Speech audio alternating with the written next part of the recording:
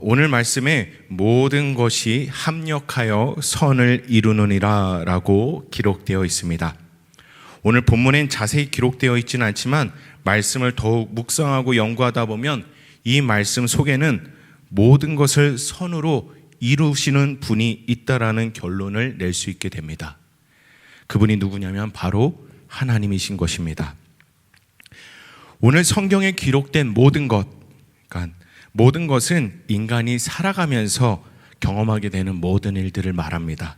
즉 인간의 희노애락입니다. 참 인생을 살아가는 우리들 입장에선 기쁘고 이런 즐거운 일들만 있었으면 좋겠는데 그렇지 않습니다. 그것이 바로 우리의 인생입니다. 때로는 정말 노여워지는 상황 가운데 우리가 놓여질 때도 있고, 또 때로는 슬픈 일들도 인생을 살아가면서 우리가 겪게 됩니다. 특별히 하나님을 사랑하는 자들, 그 부르심을 입은 모든 자들의 모든 인생을 하나님께서는 선하게 사용하신다고 오늘 말씀은 기록되어 있습니다. 오늘 본문에서 이야기하고 있는 선을 이룬다라는 것은 다른 것이 아니라 구원에 이르게 한다라는 것을 의미합니다. 성경에서 말하는 가장 최종적인 목, 그것은 다른 것이 아니라 구원받는 것입니다. 왜 우리가 하나님을 선하다고 고백할 수밖에 없나요? 그분이 우리를 구원하여 주셨기 때문에.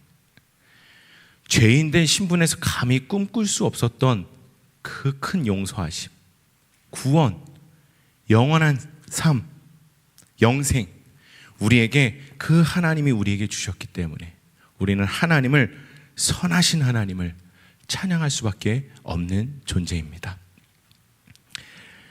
그리고 더 나아가서 구원하여 주신 것도 너무나도 감사한데 우리는 하나님의 일에, 하나님의 그 일에 동참할 수 있는 존재로 하나님께서 우리를 불러주셨습니다. 오늘 말씀대로 하나님을 사랑하는 자, 곧 그 뜻대로 부르심을 받은 자들, 바로 우리들이죠. 하나님이 그 하나님의 일에 동참할 수 있도록 우리를 불러주신 거예요. 가업이라는 것이 있습니다. 집안 대대로 내려오는 집안의 업이죠. 근데 그 가업을 물려받을 수 있는 사람은 그 가정의 자녀들이에요. 아무나 그 가업을 이렇게 인수인계 해주던가 뭔가 그 비법, 뭔가 음식점의 그런 비법을 아무에게나 알려주지 않겠죠. 자기의 자녀들, 그 뜻을 함께 그 부모님의 뜻을 이어서 하고자 하는 그 자녀들은 그 가업을 물려받을 수 있습니다. 우리들도 감히 과거에는 죄인이었지만 하나님 앞에 나갈 수 없는 존재였지만 하나님께서 그 은혜로, 그 사랑으로 우리를 구원하여 주시고 우리를 자녀로 낳아주시고, 더 나아가서 그 자녀로서, 하나님의 자녀로서 그 하나님의 일, 다른 것이 아니라 그 구원 사역 가운데 우리를 동참할 수 있는 그 은혜를 우리 가운데 허락해 주셨습니다. 우리를 불러주셨습니다. 오늘 우리 본문 말씀을 이렇게 우리 함께 묵상하면서 더 이 본문 말씀에 대해서 어떻게 보면 더 깊이 우리가 알아갈 수 있는 한 성경 속의 인물이 있습니다. 다른 것이 아니라 가장 되게 유명한 사람이죠. 바로 요셉이에요. 요셉의 고백에는 이런 고백이 있습니다. 창세기서 50장 20절에 보면 요셉이 이런 고백을 합니다. 당신들은 나를 해하려 하였으나 하나님은 그것을 선으로 바꾸사 오늘날 같이 만민의 생명을 구원하게 하시려 하셨나니 라는 고백을 형들 앞에서 했던 고백이 있습니다. 이 배경은 무엇이죠? 형들이 과거에 정말 요셉을 팔았어요. 요셉의 고백처럼 당신들이 나를 해하려 했으나, 정말 해하려 했어요. 가족이, 같은 형제가, 집안에서 같이 살고 있는 형제가 자기를 팔아버렸어요. 애굽의 종으로. 정말 나쁜 마음을 가지고 그 요셉에게 나쁜 것을 행하였던 것입니다. 요셉이 애굽으로 팔려가서 그의 인생도 처음에 펼쳐졌던 것도 만만치 않아요. 사실 그가 하루아침에 처음 겪는 일들이 대부분이었을 거예요. 왜 그러냐면 집안에 있을 동안에는 아버지 야곱의 사랑을 다 독차지했어요. 정말 아버지의 사랑을 독차지하면서 살았는데 애굽에 가보니 처음에는 노예 신분이에요. 아버지가 과연 노예처럼 집안에서 그렇게 일을 시켰을까요? 전 그렇지 않다고 생각합니다. 아버지의 사랑을 받으며 참 잘 이렇게 양육했을 거예요. 근데 처음 그에게 다가왔던 삶의 그 모습은 노예로 살아가는 거예요. 노예로. 그래서 노예로 이렇게 또 이렇게 하나님 앞에서 살아가다 보니 또 그 집안의 가정 총무가 됩니다. 그래서 조금 이제 뭔가 풀리는 것 같더니 갑자기 또 성추행범으로, 성폭행범으로 또 억울한 누명을 써서 또 감옥에 가게 돼요. 또 감옥에 있게 돼요. 그 과정이 만만치 않아요. 뭔가 좀 될 듯 하더니 또 감옥에 가고. 근데요, 이 과정을 통하여서 하나님께서 이 이스라엘 백성 가운데 또한 이스라엘 넘어서 또 하나님의 전 인류의 그 구원 역사를 이루시는 것들을 우리가 볼 수 있습니다. 다른 것이 아니라 사실 이미 아브라함 때부터 하나님은 약속하셨어요. 너네 그 가정이 애굽으로 내려갈 거야. 400년을 살게 될 거야. 그리고 한 민족을 이루고 다시 나올 거야. 이미 하나님께서 이미 약속하셨던 말씀이셨어요. 그래서 가장 먼저 간 사람이 어떻게 보면 요셉이에요. 그 하나님의 언약 가운데 요셉이 어떻게 보면 하나님 앞에 쓰임받는 인생을 살게 됩니다. 근데 처음에는 정말 만만치 않죠. 노예로 살고 또 죄수로 살고. 근데 그가 그 노예로 살면서 또한 가정 총무가 되면서 어떻게 보면 경제적인 것들을 알게 돼요. 경제에 대해서 공부하게 되고. 또한 그가 술 맡은 관원장, 또한 이제 떡 맡은 관원장, 그 감옥에 있는 것이 어떻게 보면 정치범들이 묵었던, 수용되었던 곳이에요. 어떻게 보면 그곳에서 정치를 배우게 되고, 애굽의 상황을 알게 되고, 애굽 왕실의 상황을 알게 되었던 거예요. 하나님이 그 모든 과정을 다 훈련시키신 다음에 그가 총리로 어떻게 보면 올라서게 되죠. 이 모든 것이 하나님의 섭리고 하나님의 인도하심이었어요. 그 모든 과정 하나하나가 버릴 게 하나도 없었어요. 요셉은 어떻게 보면 그것을 알고 있었어요. 그것을 하나님의 인도하심을 깨달았던 거예요. 형들은 이제 아버지가 죽고 요셉이 우리를 죽이겠구나 두려워서 있는 형들에게 바로 오늘 창세기 50장 20절 고백처럼 당신들은 나를 해하려 했으나 하나님은 그것을 선으로 바꾸사, 하나님은 그것들을 정말 그 의도와 그 행했던 것들은 악했지만, 나빴지만 이 모든 것들이 하나님의 계획 가운데 있었고, 하나님은 그 악했던 것을 선으로 바꾸사 이제는 우리 가족도 살게 되었고, 기근으로 심했던 그 중동 지역에서 우리 가정도 살게 되었고, 또 요셉의 고백처럼 만민이 살게 되었습니다. 이게 하나님의 선하신 계획 가운데 있으니 형님들 걱정하지 마십시오. 이것이 바로 요셉의 고백이었습니다. 하나님께서 이 모든 것들을 선으로 바꾸사 하나님의 그 구원 사역에 인도하심을 받는, 또 하나님께 쓰임 받는 요셉의 모습을 우리가 찾아볼 수 있습니다. 바로 창세기 50장이 끝나고 모세라는 인물이 나옵니다. 모세 또한 사실 마찬가지예요. 40년 동안 나름 이렇게 죽을 고비를, 태어났을 때마다 이렇게 죽을 고비를 넘겨서 또 왕실에 살게 돼요. 40년 동안 그래도 좀 잘 살게 됩니다. 근데 하루아침에 도망자 신세가 되고 광야로 나가게 돼요. 40년을 살아요, 광야에서. 어떻게 보면 애굽의 왕자로 살다가 하루아침에 유목민의 생활을 하게 돼요, 광야에서. 근데요, 하나님께서 40년이 지나고 모세 나이 80세의 모세를 부르세요. 그리고 어땠죠? 출애굽기 말씀을 보면 40년을 이스라엘 백성들과 함께 광야에서 그 이스라엘 백성들을 인도하는 데 쓰임받는, 어떻게 보면 하나님의 그 섭리 가운데 쓰임받는 인생을 살게 됩니다. 어떻게 보면 광야에서의 그 모세의 40년이 절대 버릴 것이 아니에요. 물론 모세가 전적으로 이쪽 가면 뭔가 있을 거야 이렇진 않았어요. 하나님께서 구름기둥 불기둥으로 만나와 메추라기로 여러 가지 하나님의 인도하심과 은혜로 이스라엘 백성들이 40년간 광야에서 지낼 수 있었지만, 어찌 되었든 저 생각은 그렇습니다. 광야에 대해서 누구보다도 잘 알고 있었던, 40년을 유목 생활을 하면서 지냈던 그 모세를 준비시키신 것이 아닌가 생각해 보게 됩니다.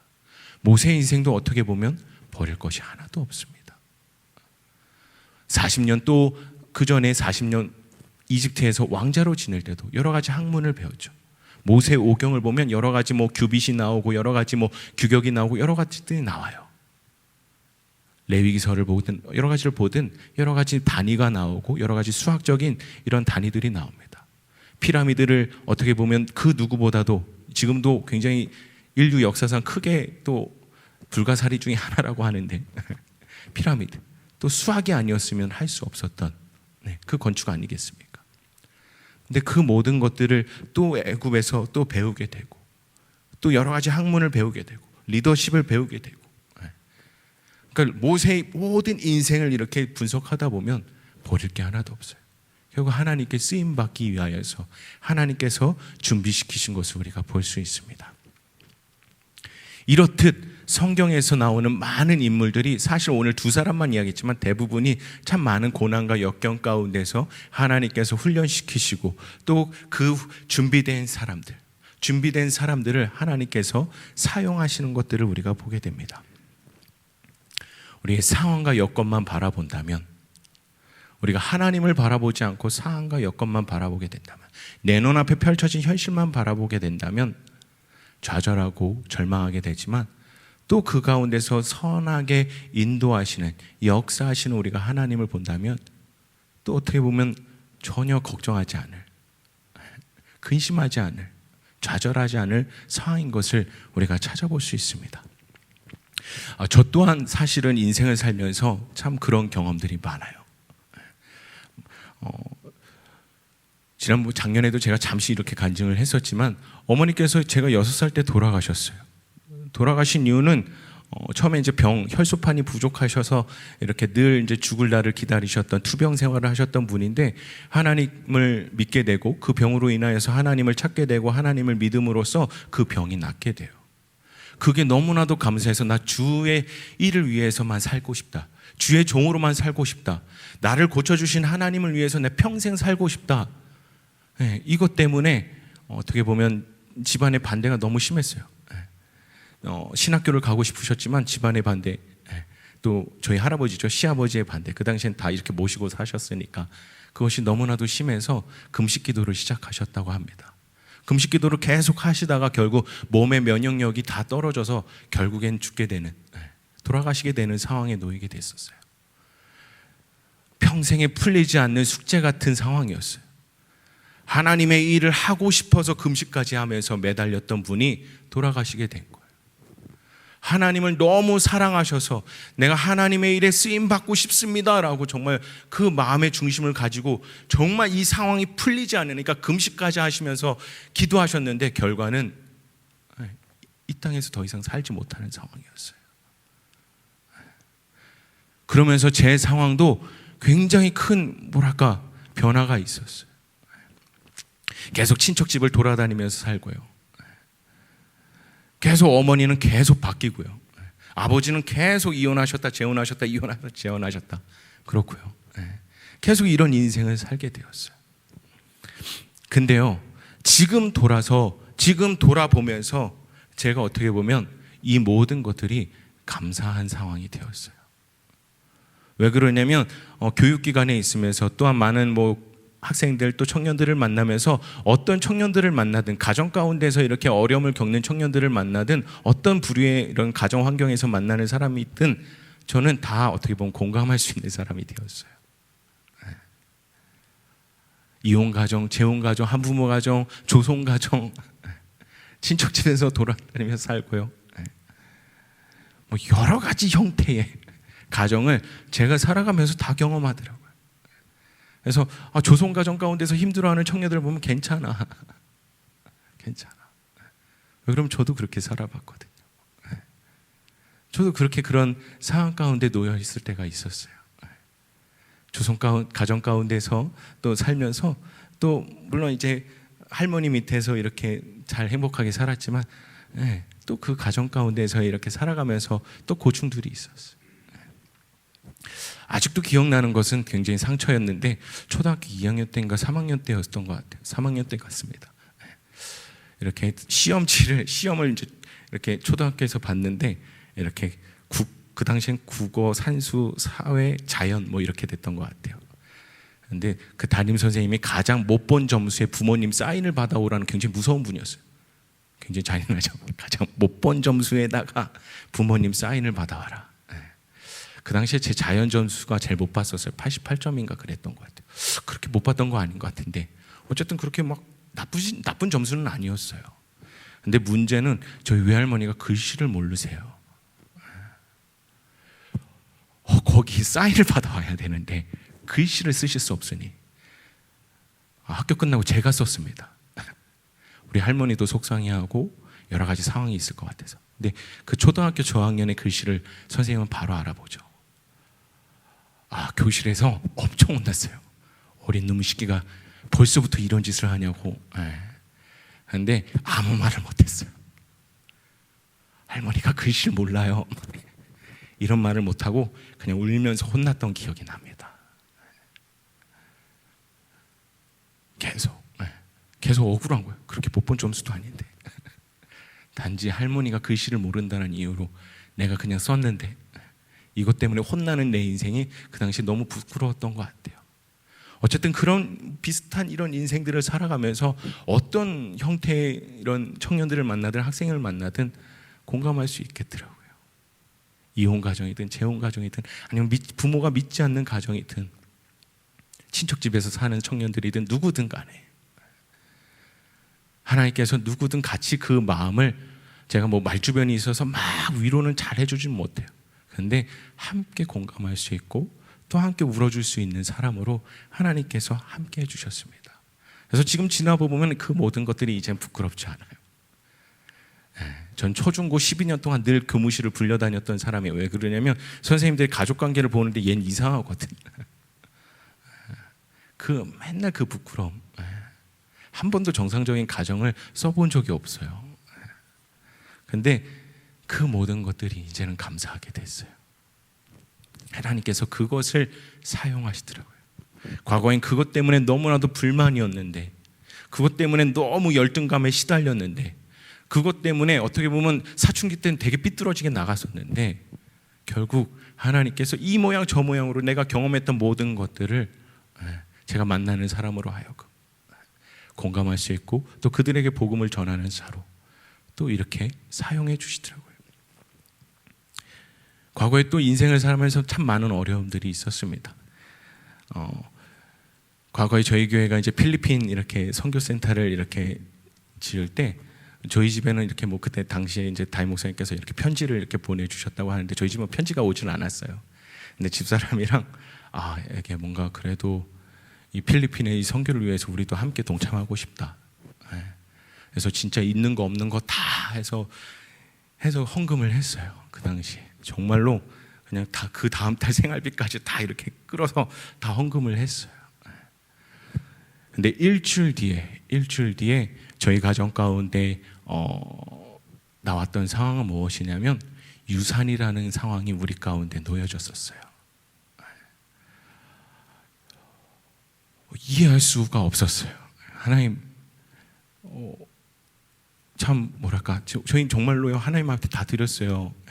근데 이 상황 이거 어떻게 된 것이죠? 여러 가지 상황이 있었어요. 근데 지금 돌아보면 모든 것들이 또 하나님의 은혜였어요. 아까도 말씀드렸듯이 그냥 있는 거 다 그냥 진짜로 아무것도 없던 상황이었어요. 근데 아내만 이제 수술실로 이제 들어가게 되고 혼자 그 수술실 밖에 이렇게 앉아 있는데 갑자기 그런 생각이 떠올랐어요. 무엇이냐면 저도 처음 겪는 상황이었거든요. 근데 갑자기 그런 생각이 떠오르는 거예요. 와, 우리 수술비는 어떡하지? 당장 이 상황이 생각이 나고요. 그러면서 들었던 생각은 이렇구나.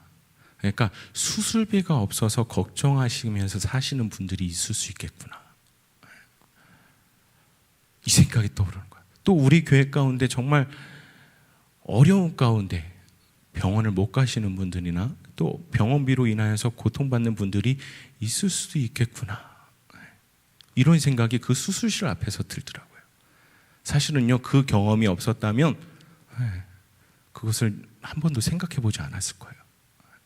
근데 그것들이 제 어떻게 보면 이 목회의 어떻게 보면 이 삶 가운데 큰 재산이 되었어요. 큰 경험이 되었어요. 그리고 또 그 당시에 이렇게 모든 것들이 이제 끝나고 살아가면서 하나님께서 역사하시는 것들을 봤어요. 아까도 이 말씀드렸듯이 정말 아무것도 없었던 상황이에요. 근데 하필이면 그때가 장마철이었어요. 장마철.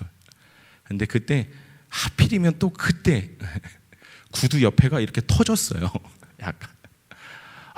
그러면 교회만 갔다 오면 양말이 다 젖는 거예요. 그럼 일부 예배 사회 끝나면 양말 갈아 신고 가고 또 다시 또 막 이렇게 하고 뭐 그랬던 적이 있어요. 구두 무슨 구두야, 막 살 돈도 없어. 그래서 그냥 이렇게 살았던 기간이 잠시 있었어요. 근데 어느 날 갑자기 무엇이냐면 그냥 일부 예배 사회를 마치고 그냥 저 가운데 계단으로 올라오고 그냥 그게 다였어요. 근데 그 당시에 주일 예배를 드려서 저희 교회 분도 아니세요. 그냥 사업차 그날 잠시 우리 교회를 오셨던 분이에요. 그냥 우리 교회 여자 집사님의 남동생 분이셨어요. 근데 그분이 그 짧은 순간 제가 천천히 올라가지도 않았어요.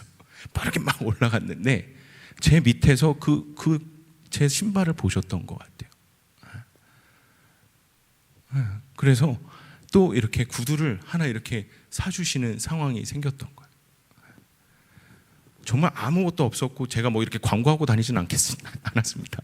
근데 하나님께서 그 당시에 저를 입히시고 먹이시더라고요. 그 당시에 또 하나님께 제가 기도했던 것은 하나님, 고기라도 제 안에 많이 먹이고 싶어요. 유산이 어떻게 보면 출산과 참 비슷한 상황이라고 하는데 고기라도 실컷 먹이고 싶어요. 하나님, 이거 어떡하죠? 하나님께 그냥 막 말씀드렸어요. 근데요, 정말 신기하게 정말 그 여름엔 고기를 정말 많이 먹었어요. 정말로 부족함 없이. 그것들을 보면서 그 상황이 지나면서 하나님께서 나를 훈련시키시는구나. 내가 너를 먹이고 입힐 거야. 너랑 함께 할 거야. 그때부터 철저하게 하나님의 훈련을 받게 됩니다. 또 그 상황을 통하여서 이렇게 어렵게 살아가는 사람들이 있을 수 있구나. 그것을 경험하게 되었어요. 또 몇 년 전에 아킬레스건도 제가 끊어졌습니다. 체육대회 때 정말 저 혼자 턴을 하다가 정말 어처구니 없이 혼자서 돌다가 아킬레스건이 끊어지는 상황이 있었어요. 이렇게 보면서 참 처음에 이렇게 드는 생각들은 그거죠. 내가 무슨 회개할 거리가 있나?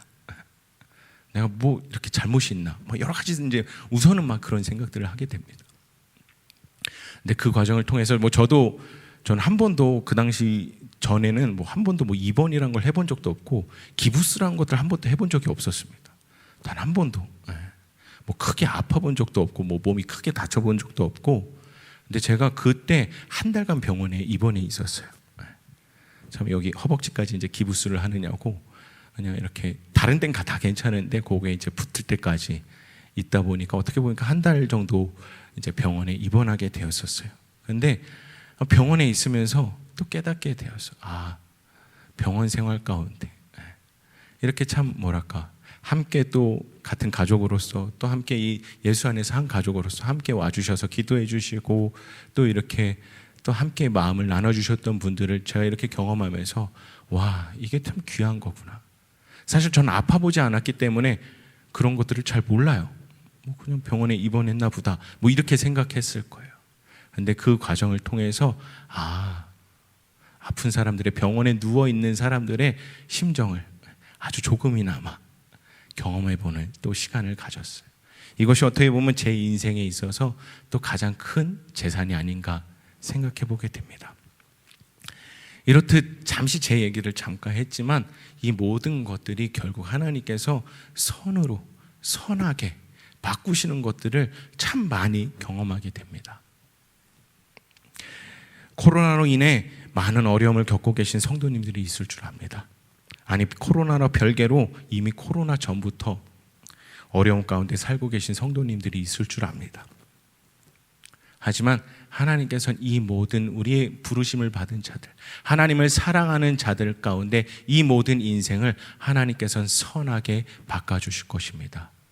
이 삶을 통해, 이 기간을 통하여서 우리가 겪는 것들을 하나님의 일에 쓰임 받을 수 있도록 하나님께서는 바꿔주실 것입니다. 전 가난할 수 있다고 생각합니다. 기도로 끌어내야 되는 저주의 가난도 있지만 때로는 하나님께 쓰임받기 위한 연단의 과정일 수도 있어요. 가난 때문에 하나님을 붙들 수밖에 없고 가난 때문에 저 천국을 소망하게 된다면 그것은 하나님께서 그 사람에게 선을 베풀어 주신 거예요. 병들어서 하나님을 찾고 하나님을 믿게 되었다면 하나님은 그 병을 통하여서 그 사람에게 구원을 이루게 해주신 거예요. 하나님을 믿게 해주신 거예요. 이 모든 것이 하나님. 우리 하나님이 바로 그런 하나님이에요. 그럼 우리가 그런 모든 상황 가운데 내 죄에 대한 심판과 아니면 구원에 이르게 하는 연단인 것을 우리가 잘 구분해야 될 줄 압니다. 심판인데 이건 연단이야, 이것도 문제고요. 연단받고 있는데 이건 하나님의 심판이야, 이것도 문제인 것 같아요. 우리가 이것들을 잘 분별할 줄 알아야 될 것 같아요. 어찌되었든 오늘 설교 말씀처럼, 오늘 설교의 본문 제 로마서 8장 28절 말씀처럼 하나님은 이 모든 것을 선으로 바꿔 주십니다. 왜 그러면 하나님은 선하시기 때문입니다. 설교 초반에도 말씀드렸듯이 우리는 하나님의 자녀이고 하나님의 그 뜻대로 부르심 받은 자들입니다. 그렇다면 우리는 어떠한 상황 가운데 있든지 자유할 줄 알아야 합니다. 이유는 우리의 아버지 되신 하나님이 선하시기 때문입니다. 지금은 이해되지 않는 상황이라도 우리는 이 성경 말씀을 붙들고 오늘 이 본문 말씀을 붙들고 살아낼 수 있어야 됩니다. 하나님은 전능하십니다. 실수가 없으신 하나님이십니다. 그리고 하나님은 선하신 하나님이십니다. 선하시기에 모든 계획이 행하시는 모든 일들이 선한 것뿐입니다. 지금은 끝날 것 같지 않은 어두운 터널을 지나는 것 같고 사망의 음침한 골짜기로 다니는 것 같을지라도 하나님은 우리의 삶을 통해 선하게 역사하실 것입니다. 우리가 이 어려움 가운데 있을 때 우리가 잊지 않았으면 좋겠어요. 우리는 하나님의 자녀라는 것을. 어떠한 상황 가운데도 우리는 하나님의 자녀이고 선하신 하나님이기 때문에 우리가 절대 절망할 게 없어요. 아까 잠시 낮에 참 재미난 상황이 집안 가운데 있었어요. 어떤 거냐면 집안 이렇게 어떻게 식혜와 인절미를 잠깐 어떻게 먹게 되는 상황이 있었어요, 집에서. 근데 저희 아내가 저한테 설교 준비를 하는 저에게 잠깐 물어봤어요. 어떻게 식혜 드실래요? 근데 제 버릇이 있어요. 뭐냐면 주면 좋고 확실하게 얘기를 안 해요. 확실하게 제가 근데 모든 상황을 늘 그래요. 그래서 저희 아내가 조금 답답해하는 면이 없지 않아 있어요. 그냥 좀 확실하게 얘기해줬으면 좋겠는데 제가 자꾸 모든 대화를 자꾸 확답을 잘 못하는 그런 성격이 있어요. 약간 물론 저희 이제 쭉 고향이 충남이라서 뭐 그런 것도 있어요. 괜찮아요, 막 이러면서 하지만은 진짜 괜찮지 않은 거. 한 번 더 물어봐줬으면 좋겠는 거, 뭐 이런 성격도 있고요. 뭐 그런 집안의 성향도 있는 것 같기도 하고 또 어떻게 보면 좀 어려서부터 이렇게 살아가면서 확실하게 제 주장을 못하는 상황 가운데 있었어요.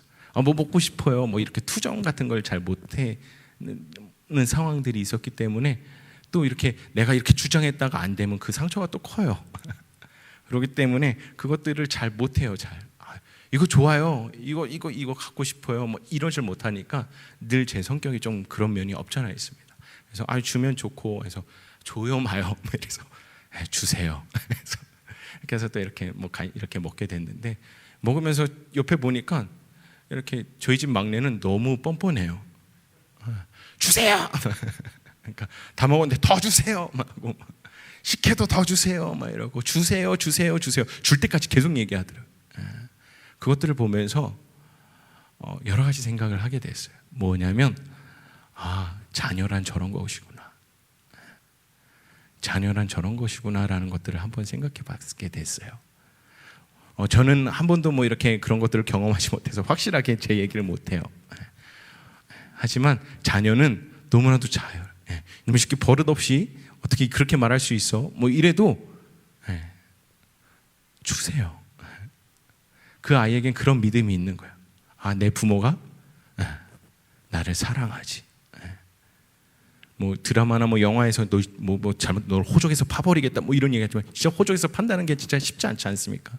정상적인 가정 내에서 부모가 자녀를 버린다라는 게 진짜 쉽지 않은 구조지 않습니까? 제가 말씀드리고 싶은 것은 다른 것이 아니라 우리는 종이 아니라 하나님의 자녀입니다. 하나님의 자녀예요. 하나님 우리 아버지 되세요. 우리 상황이 어떠하든 간에 우리 하나님은 우리의 아버지 되시고 그 하나님은 우리에게 선하시다라는 것을 우리가 기억하면서 우리가 이 어려움을 이겨냈으면 좋겠습니다. 아까 우리가 예배전 찬양 때처럼 또 하나님은 때에 맞춰서 선한 능력으로 우리에게 함께 하실 거예요. 선한 능력으로 우리를 채워주실 것이고 함께하여 주실 것입니다. 오늘 또한 우리가 28절만 로마서 8장 28절만 우리가 읽었지만 26절에 보면 이와 같이 성령도 우리의 연약함을 도우시나니 우리가 마땅히 빌 바를 알지 못하나 오직 성령이 말할 수 없는 탄식으로 우리를 친히 간구하시니라. 때로는 우리가 너무 힘들어서 어떠한 것을 간구하지 못할 때도 있어요. 하나님 이거 뭐예요? 할 때 성령님께서 우리 위하여서 친히 간구하신다라는 것이 오늘 본문 말씀에 바로 앞 9절에 또 기록되어 있습니다. 우리가 이 선하신 하나님을 믿고 우리가 끝까지 이 믿음의 길을, 이 좁은 길을 끝까지 걸어가시는 우리 모든 성도님들의 삶 되시길 함께 기도하겠습니다.